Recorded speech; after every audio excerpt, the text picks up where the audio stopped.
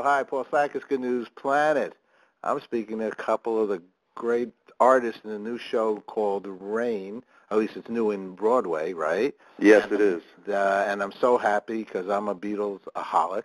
And we have Steve Landis on the line. Hi, Steve. How are you? Hey, how are you doing, Paul? Okay, good. You play John Lennon. I do. All righty. And we have Joe Bithorn. Is that right? Do I say it properly? Bithorn is fine. Bithorn, okay, Yeah. is playing George Harrison. And, it's interesting. I'm saying playing, okay? And I just got off from my longtime friend, off the phone with my friend Sid Bernstein. Oh, yes. Good guy. Too. Who helped to bring the Beatles over to America many, many years ago.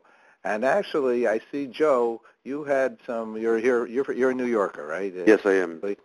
And you had some background in the family and with Carnegie Hall and things like that?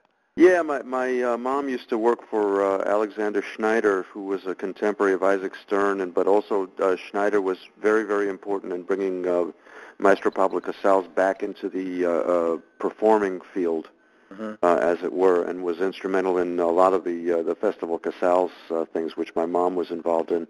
And through that, I got to go to Carnegie and see these guys, but then also go to the office and see them as themselves too, which was pretty amazing. So you learned what a guitar looked like. Well, I learned actually from classical. My father had a guitar around the house, had a nylon string, classical kind of guitar around the house, and they were friends with a guy that was studying classical, so it was around, and I kind of knew what a violin looked like and a cello looked like more than I knew what a guitar looked like in the early days. But yeah, the guitar was always there. Yay! And Sid reminds me, that's the first place that he brought the Beatles, Carnegie Hall. Yeah, that's right. And there's a picture on one of the floors over there with the Beatles being in Carnegie Hall, which I think everybody thinks it started off in Sullivan Land. Well, I think that they didn't want to come to America until they had a #1 hit, and I know from the stories that Sid had in his book that one of the things that happened was that Sid used to call, right, and he'd call the Beatles manager Brian Epstein. Right. And he ended up talking to Queenie, to his mom, and Queenie had said to him, one time, "Oh, you're from New York?" He says, "Oh, I always loved that book review from the New York Times." So he started sending it every week. It's a classic. The Queenie. So that's a little inside story in there, and that's great. I just think that's absolutely terrific. Steve, you're a Philly guy? I am, yeah. All That's right. where I was born. I live in L.A. now, but, Philly, born and bred. And what got you involved with music? The Beatles. They were around my house. I grew up after the fact, second generation fan, but my parents and my older sisters loved them. So when I was growing up, I got all the hand-me-down 45s, posters, T-shirts, everything that they didn't want anymore. So the Beatles were a big part of my growing up, and from that I got into just music in general, got into the Beatles influences with Elvis and Buddy Holly and the Everly Brothers, and also my dad played a little bit of guitar around the house, so there was just music in the house 24/7, so I wanted to be a part of that. I seemed to have the natural ability to sing, and my dad taught me some guitar chords, and it just went from there. Yay! Well, you have no idea how happy I am to talk to both of you, because I'm actually really am crazy about the Beatles. I'm a musician type as well, and I've lived a lot of my life, I feel, based on the words of the Beatles, and the happiness and the peace and the love and the harmony. In fact, I have a master's degree, half of it's on the Beatles. I studied the Beatles. That's cool. So that's how I met Sid 30 plus years ago. That's just so great. It's a beautiful, and to see now, I've always said to myself, how come it's not on Broadway? How come the Beatles? But I guess there's always been some concern. I don't even know the technicalities about rights and things like that. So how do you guys get to go to Broadway singing stuff that you love and with Beatles music? I guess everything's working. We actually do have the rights to do this. We've been in partnership with Sony ATV, and we're probably the only licensed live act other than the show Love Right. that's sitting in Las Vegas that has the right to perform this music. So, we made sure about that, and we're talking about grand rights here. Right, which was, always, I learned that, here's a little note I didn't know. I just interviewed one of the people that's been with Google since day one, I believe, and she said that she does Google doodle art. Every once in a while they have they change the Google homepage if you go there. And I always wondered what it's all about, so I did a story about it. She said the only time they've so far done a video was to Imagine. That's the only time. And isn't that Imagine a great song? It really is. It's one of those. It surprises me how it's just a very simple message, and yet it's so misunderstood. Because at the end of the day, I mean, at least my interpretation of what he's saying is, there are all of these things in the world. Not trying to get rid of things like religion and country and all of the other things he speaks about. It's just sometimes we let these things get in the way of seeing the big picture, that at the end of the day we are all here, we are all one. Let's look at each other that way, and maybe we can really get along in that sense. Mm-hmm. I also agree with you in its entirety. I believe that was his thinking, and it's not to tear down, it's to strengthen. Exactly. Sometimes we let the things that we care about create barriers that shouldn't really be there. The things that he speaks of. The sexes, men, women, country. We as much as we love them, that they weren't ever meant to be the foundation of an us versus them a feeling, just the opposite, and I think that's what he was talking about. That when it comes down to it, we're all here on this place at this time, and isn't it great? And let's share that. Mm-hmm. I agree. Well, I think usually the peaceniks are the ones that have that in their soul, have love in their soul, and you can't have probably. It seems to me, love in your soul unless you really love each other. Mm-hmm. As part of that's a great message too. I'll tell you, and that seems to have been the message that the Beatles, their whole catalog left us with, and I'm sure as studying it, you knew that. I was lucky. I mean, I just was, for me, it was, I'm that kind of happy-go-lucky. I mean, I do good news. That's my broadcast, right? Right. And it's been my reason for being in the communications for 38 years. That whole thing is always to promote the goodness of people, the positive attitude and positive life. I once had a shot here with Mr. George Harrison. I brought him to PBS many years ago, and was hoping to get a special there, but early on, I guess they didn't think that George alone at that time was the right sound for the public television.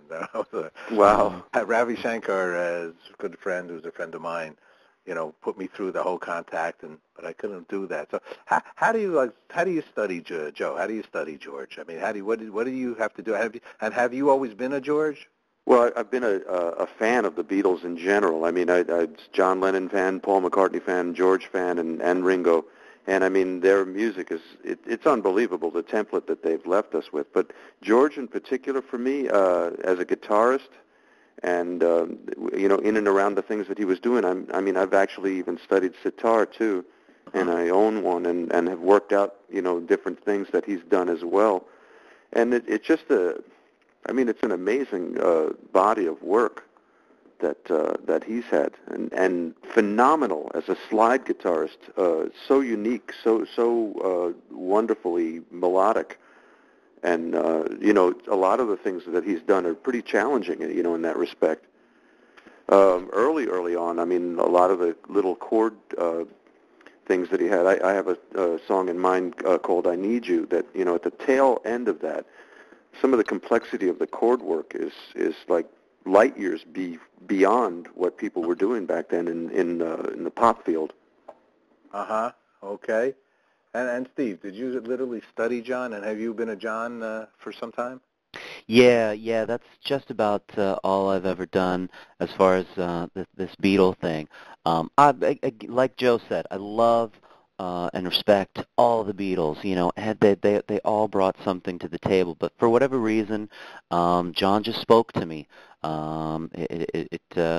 It seemed that his message of love and peace and all the things he did with Yoko and the peace movement and his wittiness, his heart and his mind just just rang true to me. And so when I got into this thing, of course, being a Beatles geek, I knew everything,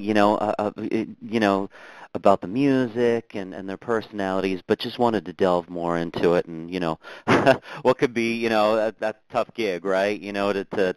To have to study John Lennon 24/7, but it's been a lot of fun, just really getting into things like the body language and where he was at, mindset, through each era, because our show is more of a concert atmosphere. It's not a play. There's no dialogue. Mm-hmm. We tell their story through their songs, mm-hmm. through performance, as if you were seeing the Beatles perform their career in the span of 2.5 hours from beginning to end. So really we translate their personalities, their characteristics through, just embodying them on stage. So it was a lot of, trying to find out, what each song meant to him, what he was thinking about, his personal life, the rest of the Beatles through each era, and trying to portray that on stage. And it's constant research. I've got over 200 books, over 100 DVDs, and it's just a constant research. And a love. Obviously, yeah, exactly. Through all that beautifulness. That Peter Max made a couple nice posters too, right? About oh yeah, those over the years as well. And so, as the show now, congratulations, because you're going to the Brooks Atkinson Theatre, right? Yeah, it's pretty amazing that we're extending our run on Broadway, so to speak. To go from the Neil Simon to the Brooks is it's pretty amazing that we've had that kind of success and that the response has been so terrific. I mean, wow, it's just hard to imagine that that this is happening sometimes. Well, you obviously deserve it. Sid years ago told me that the Rain, you guys are, you got the sound, you got the personality, and I can hear by the feelings that I'm getting from both of you guys. You're good guys. Oh, thanks. Oh, appreciate it. You're the real thing. Sid has been so great, and I mean, you can't hear it from a more a truer person. This is a guy that, like you said, brought the Beatles to America, was a part of their career in the States here, even before Ed Sullivan, before anything, put them in the groundbreaking concert, Shea Stadium, had been a part of their lives in one form or another for a long time, and really only had a handshake deal with Brian, their manager, and the guy is just an honest, straight-up guy, sweetheart of a guy, and what he says, what comes out of his mouth is the God's honest truth, and to have him say, nothing but great things about our show has really been, for a Beatle fan like me, a dream come true. Mm-hmm. Yeah, and for me too. I didn't actually. This was just sent to me. From above. Our interview right now. I didn't go. Saying I not that I wouldn't have, but somebody called me and said, Rain, you guys want to talk to him. So there's a magical mystery tour, I think, tied into the Beatles. I mean, when I saw McCartney and Ringo did something on the stage for like consciousness with what's that director? He teaches TM, Transcendental Meditation. Oh yeah. He's a famous director. I don't know. There's just some miracle. it's a miracle. It's nothing. It's but a miracle. How wonderful it is, and how you guys get along. You know, those musicians, they can go up and down. I mean, you know, there's four of you. You're doing okay together, personality-wise? Oh, yeah. It's like a family brotherhood kind of dynamic. Uh-huh. And luckily, you know, I mean, I think that the guys that we're working with, Steve included, especially, we all have a lot of good heart. You know, you might have a disagreement here or there, but you always talk it out. You know, no one is exactly on the same path, but we seem to be, you know, looking at the same thing in common. You know, we seem to be facing the same direction, and you know, our hearts are true. I really can feel that about all of us. Our hearts are really true. Our intention is to, you know, to try to do this music as justifiably with as much respect and integrity as we can. And you know, within the show, it's all about having fun and having an audience go out and just experiencing a joyful 2.5 hours or so of Beatles music and experiencing it in the live venue. But when we're up on stage, it's just a joy. It's a total joy, and people get that. You know, that you can't make that up. You can't make up that you're having such a great time with your buddies. You know, that's just either going to be there or not. Right. And the crowd, I'm sure, is moving and jumping and jiving. Oh yeah, having a good old time. I mean, I don't see how this is not going to run for 300, 400, 500 years. So this show. Well, I think the Beatles music for sure will be running for 300 or 400, 500 years. It is modern day classical music. Uh-huh. Well, I imagine, you know, I can only venture to say, hopefully, and I really hope that it, you know, I mean, I'm so happy that Frankie Valli and those guys are still around on the, you know, doing their thing. We love them, and I'm personally, being a musician since I was a little boy, you know, am happy to see music on Broadway. Oh, yeah, it's great Yeah. that there's a forum now for this great music. Like you said, the Frankie Valli and the Four Seasons music with the Jersey Boys. There's a show called the $1 Million Quartet that features Elvis, Johnny Cash, Jerry Lee Lewis, Carl Perkins, and now with the Beatles. I mean, the Beatles music resonates. It's more relevant now than ever. And this show, it really is a celebration. We love what we do. The audience, they've come to celebrate the Beatles music, and it's one of those shows, you know, just because of the music and because of the love and attention to detail that we put into it, and the positive message of the Beatles music. It's the kind of thing where no matter what kind of mood the audience comes in, they're going to leave happy. They're going to leave feeling great, you know, humming these songs. And the sets and the scenery, it's tight. It all works. It all works. And you know, there's no plot that gets in the way either. There's nothing that's, you know, like of the usual. You know, it's not a play. You know, sometimes we'll get theater people that come in and they'll just be thinking, well, what might this be? It's up to you what it might be, but you know, it's the Beatles music and the times. And, you know, all of the art, as much of the art as we can kind of put in there, you know, within that time frame that we get to work with. Beautiful. Right. Excellent. Well, guys, I know you have raintribute.com for people who need some tickets for it. You're starting when? On the 8th, and going to run for 300 or 400 years more. So just want to let you guys know you've signed on. Did you read that fine print? You know, musicians, I don't necessarily always read the fine. You got to read the fine print. We got to start doing that. Yeah. To bring so many people so much happiness, what a gig! It really is a dream come true. You know, we're very lucky in what we do. Very fortunate. Oh yeah. You know, I grew up at 64th in Amsterdam, and when my parents, you know, if we had ever had occasion to go by, you know, Broadway or whatever, to see the theaters in the theater district and everything, I would never have imagined that a kid from the projects would end up, you know, working on the stage like that. It just is impossible. There you go. That. 64th and Broadway project? No, well, 64th in Amsterdam.